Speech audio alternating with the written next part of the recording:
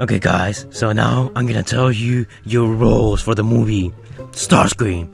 You are gonna kill the Autobots, and then I'm gonna go for the main protagonist. Got it? Soundwave, you are gonna kidnap the main protagonist's girlfriend. And who are you? My name's Sideways. You know, expert sniper, fastest Decepticon alive. Shockwave, you are gonna go to Chernobyl, making the Autobots sting that we don't want them to find the Ark, and after that you can just do whatever you want. I don't care. Wait, what about me, Lord Megatron? Please, I live to serve you. I had the perfect role for you. Oh wow, it was so nice to Megatron to let me be in the movie. I won't let him down. Get down! Dead. Hello guys, the Fire Brothers here, and since a lot of people requested this, I'm doing the wasted potential on Shockwave. And like I said before, Decepticons, they have the worst part when it comes to the movies. Also when it comes to my videos. I mean, have you seen Devastator and Nitro? They make like way less views than the Autobots do. But I'm hoping this one will do pretty well. But anyways guys, let's talk about Shockwave's wasted potential. As always, I will start with the movie, how they handle him, and then I'm gonna talk about the comics and what they did with him. Because comic movie Shockwave is a beast, guys. I read the comics and wow, you just wait until I cover the comics. Now we're gonna cover the movie. Alright, so Shockwave and his pet Driller attacked the Autobots on Chernobyl. This was kind of like a distraction, like they did it on purpose to make the Autobots think. They didn't want the Autobots to find the pieces of the Ark, so they will go to the moon and stuff, you know, to basically revive Sentinel Prime. So during the fight, Shockwave revealed himself to Optimus, and Optimus was horrified to see Shockwave on Earth. After saying Optimus, Shockwave quickly retreated with his pet. Then much later in the movie, when the Autobots were getting ready to attack the Decepticons, Shockwave's pet Driller separated Optimus Prime's convoy from the Autobots as an attempt to try and, you know, prevent Optimus from using the ability to fly. After that, Shockwave emerged from the Driller and he started hunting down the Autobots. But the Wreckers were sent to distract him. The Wreckers kept shooting at Shockwave, and Shockwave used a car to shield himself against them. While the Wreckers didn't do that much damage to Shockwave, he still found them to be an annoyance. As the Wreckers retreated, Shockwave reloaded his arm cannon, and he also missed Wheelie and Brains. What, talk about a wasted opportunity. As Shockwave was hunting down the remaining Autobots, he noticed Sam Witwicky and a couple other humans inside a building falling. Once he noticed them, he sent his pet Driller to bring the whole building down.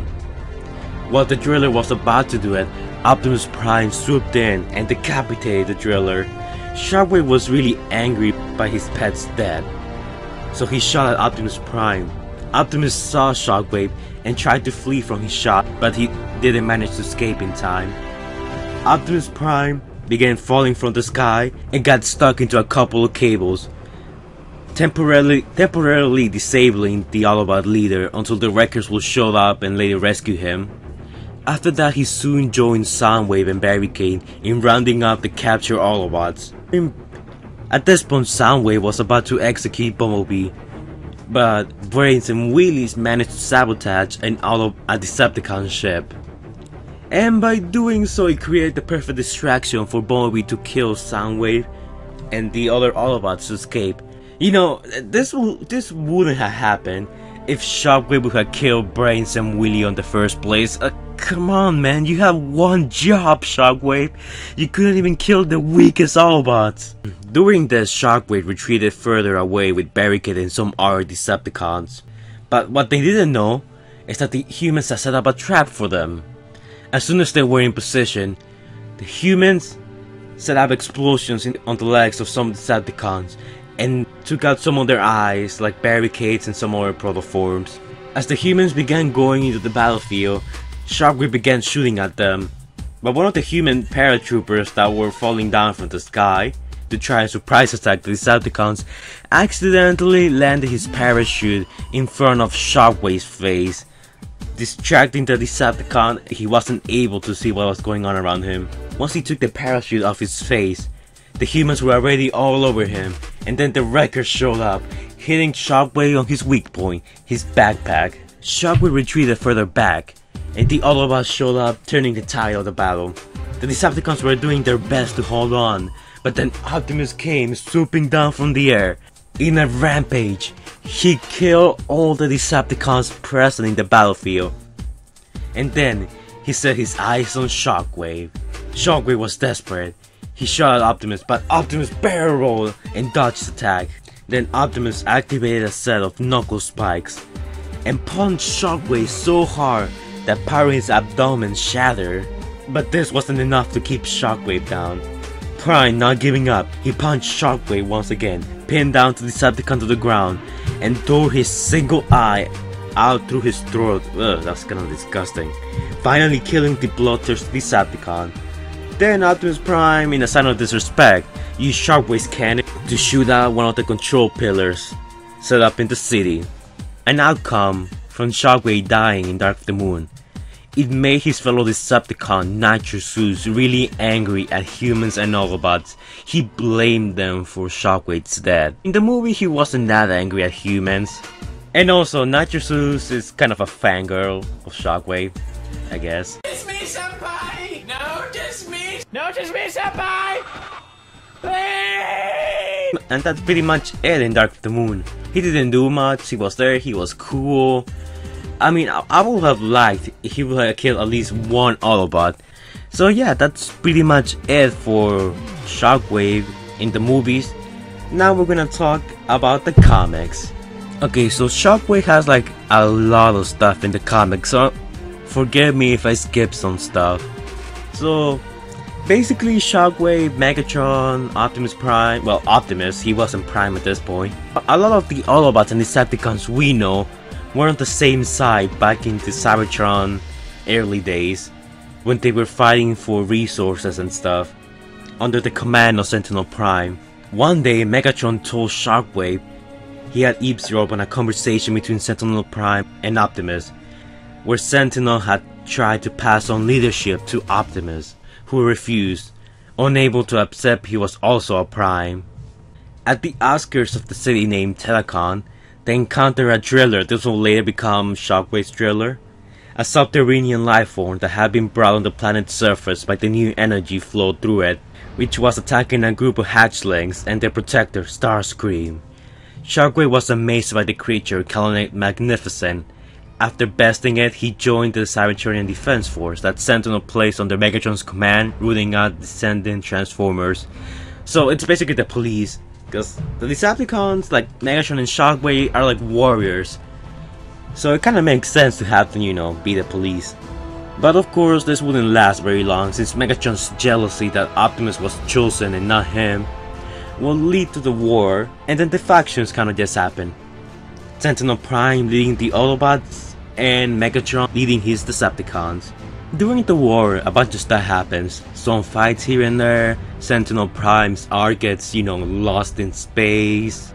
Shockwave tries to kill Ironhide, and Elita won with no success. A bunch of stuff happens, and it's quite a lot. So I'm just gonna, you know, gloss through it and go to the stuff that happens on Earth, which, in my opinion, that's the interesting part about Shockwave.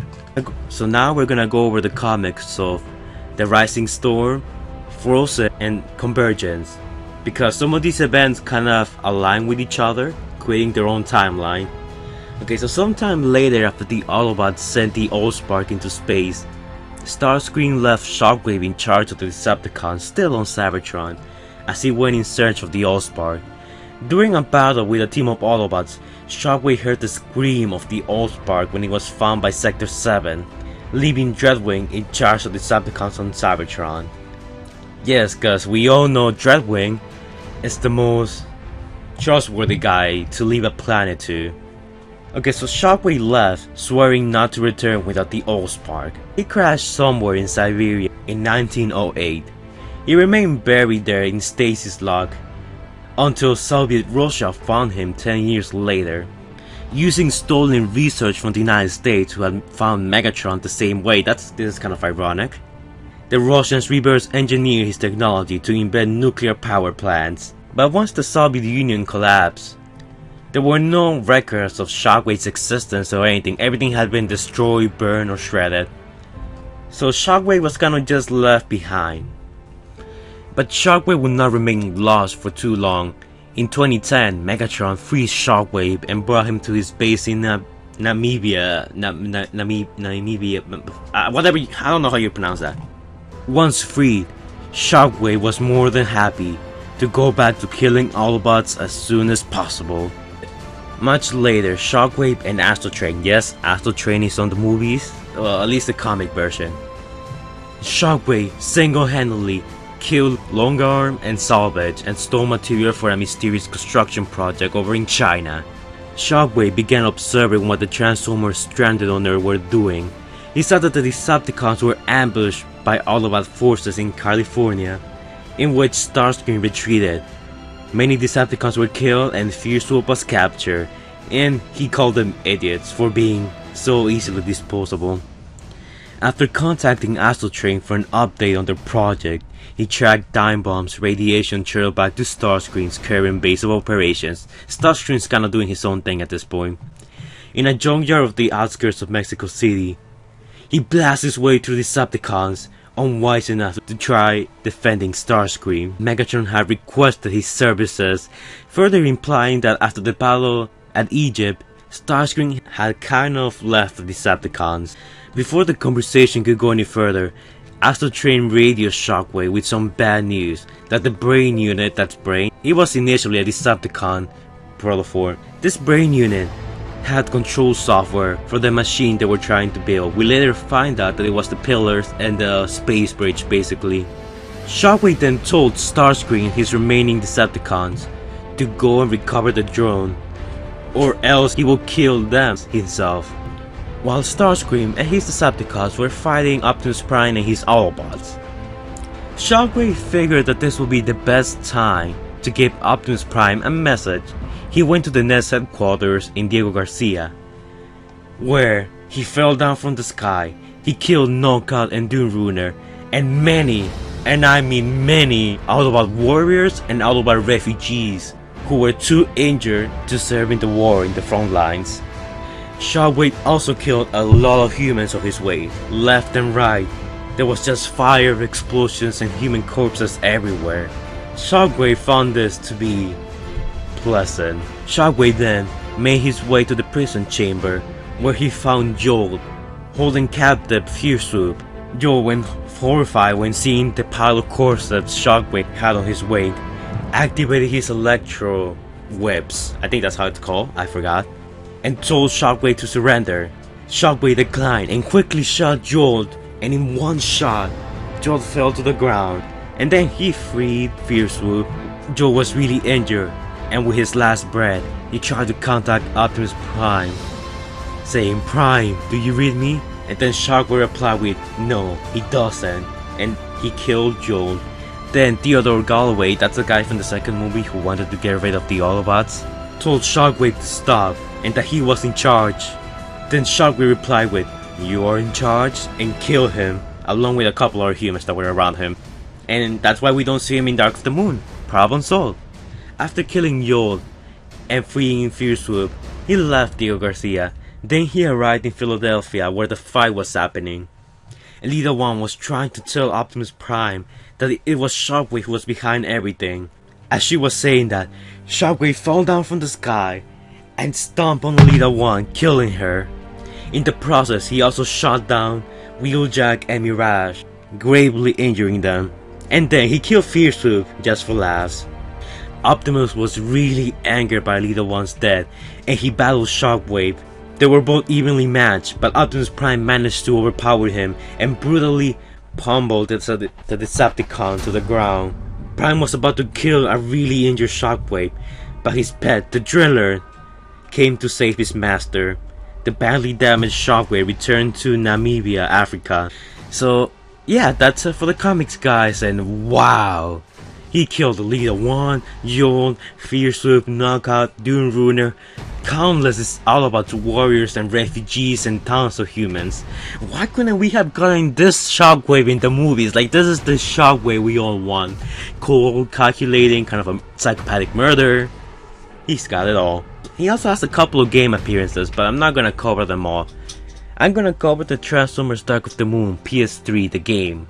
Shockwave was in Soviet Russia, where the Autobots found out that Megatron and his Decepticons were stationed there. They infiltrated the Decepticon base, and Megatron fought his way through countless Autobots. After making it to Shockwave's chamber, he freed Shockwave from stasis, and after overpowering Optimus Prime in a one-on-one fight, he threw Optimus Prime to Shockwave's chamber, not killing him because he still needed him and his Matrix to revive Sentinel Prime later on. Shockwave and the Driller fought Optimus Prime, and despite being outnumbered, Autobot reinforcements showed up, turning the tide of the battle to Optimus Prime's favor. But of course the reinforcements were enough to send the Driller retreating, but Shockwave remained. He killed the Autobot reinforcements. Optimus Prime then used his jet mode and almost killed Shockwave, but the Driller came back and saved Shockwave, and the two escaped underground. Shortly after that, Shockwave met up with Megatron, Starscream and Soundwave in Namibia, Africa. He was ordered to find a device in a nuclear power plant called Chernobyl. Shockwave agreed, and then Megatron told the other Decepticons about Operation Pillar, his plan to revive Sentinel Prime and use the pillars to bring back Cybertron to Earth. So yeah, that's actually pretty much it.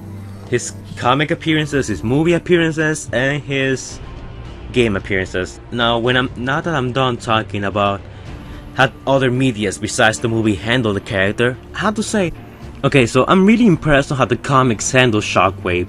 He killed a lot of Autobots and he wasn't afraid of killing his own people. He killed Decepticons, he killed Fierce Swoop, he was extremely loyal to Megatron. And also, he was smart, like he sent his Decepticons as a distraction, while he went and attacked the Autobots headquarters, killing a lot of their reinforcements. He was also very ruthless. The amount of kills that guy got, like, that was just insane. It's a shame we didn't get this Shockwave in the movies.